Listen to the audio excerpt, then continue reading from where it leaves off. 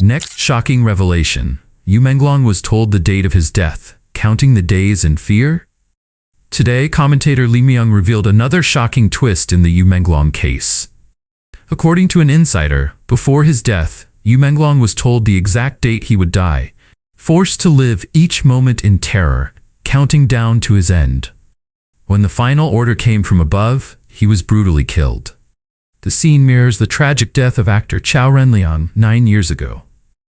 In detail, a self-proclaimed paparazzo exposed that during Yu's 12 years at Tianyu Media, he had countless chances to rise to stardom, but the company blocked him every time. The post said, "This damned company never let him shine." Each time one of Yu's dramas gained attention, instead of promoting him, Tianyu's PR team bought smear articles to ignite online attacks. The pattern was both unusual and deliberate, and it raised a question: why would a company sabotage its own artist? Commentator Li Myung then cited a screenshot from a Bilibili post that paints a terrifying picture. The post detailed how a group of perpetrators planned MengLong's suffering step by step, each step announced to him in advance. They threatened him through the people he loved most, forbidding him from ending his ordeal and forcing him to endure every moment of dread. To shorten his torment, he stopped eating. To avoid being humiliated, he stayed up every night to defend himself. The text described threats, coercion, and relentless torment, and mentioned one ugly man with a square, pockmarked face and shifty eyes, said to be the spark that ignited everything. It began with him, and soon others joined in, forcing MengLong to accompany him against his will. Yu resisted, and by accident, uncovered critical evidence. He kept it to protect himself, but the more he discovered, the closer danger crept. When the ugly man realized what Yu knew, he reported it to higher authorities. Orders were then issued from above, giving the group total protection. They became fearless, planning and executing their scheme openly. First, a woman appeared, a female neighbor who posed as sympathetic to gain Yu's trust. Out of kindness, he helped her multiple times. Later, she lured him into an online group, where he eventually discovered plans being made against him, and that the real target was himself. The post further revealed that it was a person returning from overseas who proposed letting Yu know his own death date, forcing him to count his final days in fear. The methods were described as cruel beyond imagination. From these descriptions, it's clear MengLong's death was not spontaneous, but organized, premeditated, and ritualized, a prolonged mix of psychological and physical torment. These demons trapped him in despair, forcing him to experience death while still alive. This was not ordinary violence, it was a structured system of evil. And it all began with that ugly man, identified by insiders as Cheng Qingsong, known for his predatory behavior. Yu had resisted him repeatedly, and in doing so, accidentally uncovered evidence, believed to involve money laundering and arms trading. Yu reportedly stored the files on a USB drive, as we've mentioned many times before, but the perpetrators discovered it. The ugly man informed those above, and the chain of command was activated. So who were those above? The insider didn't name them, but online reports claimed that Ji Guangguang, whose real name is Li Ming, was a grandson of former Premier Li Peng, and that the Chai family included Kai Chi's illegitimate child, Kai Yijia. Another mysterious figure, Xin Qi, whom we have reported on many times, was rumored to have ties to the CCP elite, possibly even a distant relative of Xi Jinping. Once the order came down, the perpetrators acted without restraint. One of the overseas returnees proposed that MengLong be told the exact date of his death, turning his final days into a living countdown of fear. Records show that two of those involved had foreign backgrounds. Producer Fang Li, rumored cousin of Kai Chi, who studied for an MBA at Wake Forest University in the US, and Song Yiren, who immigrated to Canada at age 8. Some claim her real name is Yamashima Kazuhito, of Japanese origin. The most chilling part? These perpetrators didn't simply kill MengLong, they turned his suffering into an art form, forcing him to feel every second of death before it arrived. There are no words strong enough to describe such evil. This is beyond human cruelty. It is demonic. And tragically, this is believed to be the same pattern that had surfaced 9 years earlier, when Qiao Renliang met his own horrific end. For years, these monstrous criminals have walked free, untouched by the law, despite their countless atrocities. But now, as the truth begins to surface, the public is stunned to learn that the so-called taking own life cases and falls attributed to depression among many Chinese artists were nothing but fabricated lies. Behind these suspicious deaths lies the hidden hand of powerful figures within the highest ranks of the Chinese Communist Party. Next, we turn to the mysterious death of the legendary singer Coco Lee, known to millions as the Queen of Mandopop. Before we move on, I just want to share something real quick. YouTube hasn't been recommending our channel much lately, so if you've made it this far, drop this icon in the comments. It really helps us beat the algorithm. You can also find it in the description below if you want to copy it easily. Together, we can get past the censorship and let more people see the truth. Coco Lee's death tied to dark secrets in China's entertainment industry. A hidden network of high-ranking CCP figures emerges. The MengLong case was more than a death. It cracked open the curtain on the hidden machinery driving China's entertainment world. As the story spread, whispers began aligning across the industry. Powerful elites were quietly pulling the strings. One figure, the so-called poet Zhao Lihua, leapt to defend the villains in the MengLong case. Her arrogance stunned the public when she declared, "Just you? Even 100 million of you combined couldn't stir up the slightest wave." Her defiance didn't just spark outrage, it fueled suspicions that she had unintentionally spoken a deeper truth, that behind China's showbiz incidents lies a massive, untouchable force few dare confront. And into this growing storm came new revelations. According to the independent program Weiyu Looks at the World, singer Coco Lee had once crossed paths with a powerful figure, one she should never have offended. Her management company released an official statement claiming that on July 2, 2023, Coco Lee ended her own life at home following severe depression and passed away despite emergency efforts. Her second sister, Nancy Lee, echoed that version immediately. Yet Nancy never disclosed the full details. She instead hinted at disturbing inconsistencies. Coco had vomiting symptoms that resembled poisoning, while her wrist wounds were so light they could not have been fatal. Official reports from Chinese authorities and Hong Kong media later concluded that Coco's death resulted from suffocation, her airway blocked by vomit. But this story had roots long before that day. 2 years earlier, Coco had publicly accused the producers of The Voice of China of humiliation, unfair treatment, and deep-seated corruption within the show. Then, in 2023, a leaked recording revealed the full picture. Coco described her worsening health, battling depression, breast cancer, and a leg injury that left her unable to stand unaided. She protested against unfair scoring and demanded transparency, only to be told such topics were off limits. Her words, she insisted, were true, but they were cut from the broadcast. What happened next looked like retaliation.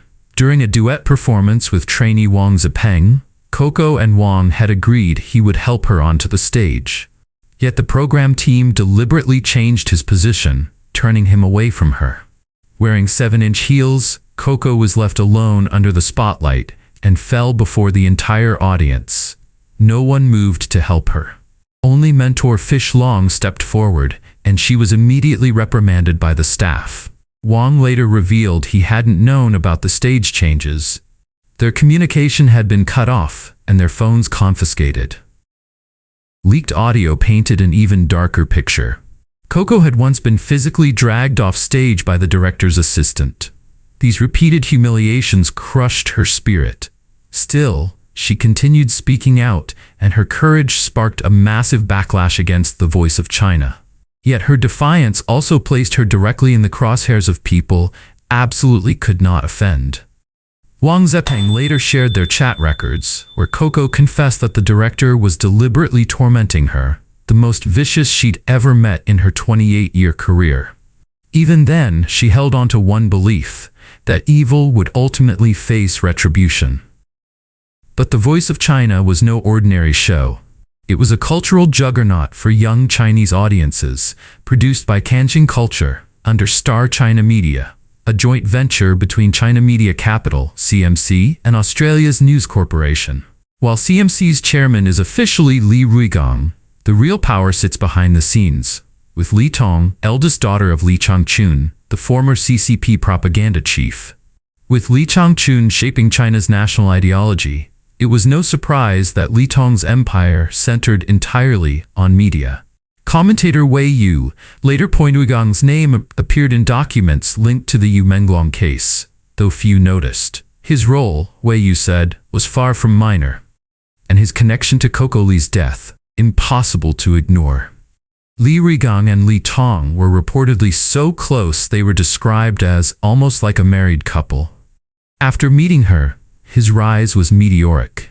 He became a central figure in Shanghai's broadcasting system, and, in his early 40s, served as director of the Shanghai Municipal Committee's general office. Without Li Tong, he might have remained a bureaucrat. But instead, he became the financial core of the Li Changchun family. Though Li Tong had no background in media, she refused to relinquish her senior position at BOC International in Hong Kong, an international securities and investment banking arm of the Bank of China. Instead, she positioned Li Ruigang at the helm of what was branded as China's leading cultural industry investment fund, while she quietly held the reins behind the scenes. Protected from above, Li Ruigang managed to serve in government while simultaneously chairing a private equity fund, a dual role possible only with high-level approval. In 2015, he left government service entirely, devoting himself to Li Tong's cultural investment network and relocating to Hong Kong, where he became a powerful investor. Thanks to Li Changchun's influence, The Voice of China secured 60 million yuan, about $8.4 million USD, in sponsorship from Jieduobao, a well-known Chinese beverage brand. Ad slots sold for 360,000 yuan, around 50,000 USD, per 15 seconds. The profits were staggering. The show's first season alone generated 1.7 billion yuan, roughly 239 million USD, in advertising revenue, not counting the vast earnings from signing contestants, touring performances, music academies, concerts, and the entire entertainment chain that followed. Li Ruigang even diverted another 1.7 billion yuan from Shanghai Media Group to Zhejiang Satellite TV, inflating the show's valuation. The Voice of China became a gold mine. But that empire collapsed when Coco Lee fought back. Would Li Ruigang and Li Tong simply let her go? There is still no definitive evidence, yet the possibility that her death was far from a simple, depression-related incident continues to haunt the story. To understand the power behind it all, one must look to Li Changchun himself. From 1987 to 1990, he served as deputy party secretary and acting governor of Liaoning. In 1990, he was transferred to Henan, where he quickly rose. Deputy party secretary, vice governor, acting governor, then governor in 1991, and party secretary in 1992, becoming the province's true ruler. Seeking favor with then CCP leader Jiang Zemin, he strengthened ties through Jia Ting'an, earning further promotion. But his governance left a haunting mark, a so-called plasma economy based on selling blood, which infected countless rural citizens with HIV. The government covered it up for years, only acknowledging it publicly in 2001. Despite this catastrophe, Li Changchun's career soared. He went on to serve as Guangdong Party secretary and later as a member of the Politburo Standing Committee. Rumors persist that he left office with vast personal wealth. And in the closing words of Wei Yu, Li Changchun's shadow stretches even further, into the mysterious death of Chu Feng, known as the most handsome monk of the Shaolin Temple. Wei Yu claimed that Chu Feng was framed and eliminated by Shi Yongshen, the abbot of Shaolin, and behind Shi Yongshen stood Li Changchun himself. According to several public reports, Li Changchun maintained a close relationship with Shi Yongshen. The abbot, who was investigated and detained in July 2025 on allegations of embezzlement, improper relationships, and violations of Buddhist discipline. Their connection dates back to Li Changchun's tenure as party secretary of Henan province from 1992 to 1998, during which Shi Yongxin was rapidly rising to prominence as the head of the Shaolin Temple. In commentator Wei Yu's words, those in China's entertainment world who refuse to obey, or those chosen as targets, all meet a tragic end. And right when the dust hasn't settled, another bombshell drops. Homosexual dating app flags a Zhongnanhai IP. Who is it? According to the Vision Times, a major scandal has erupted after China's Cyberspace Administration ordered Apple to remove the homosexual dating apps Blued and Finka from the App Store in China. The ban came right after Blued was traced to an IP address located inside Zhongnanhai, the top CCP leadership compound in Beijing, igniting a storm of speculation online.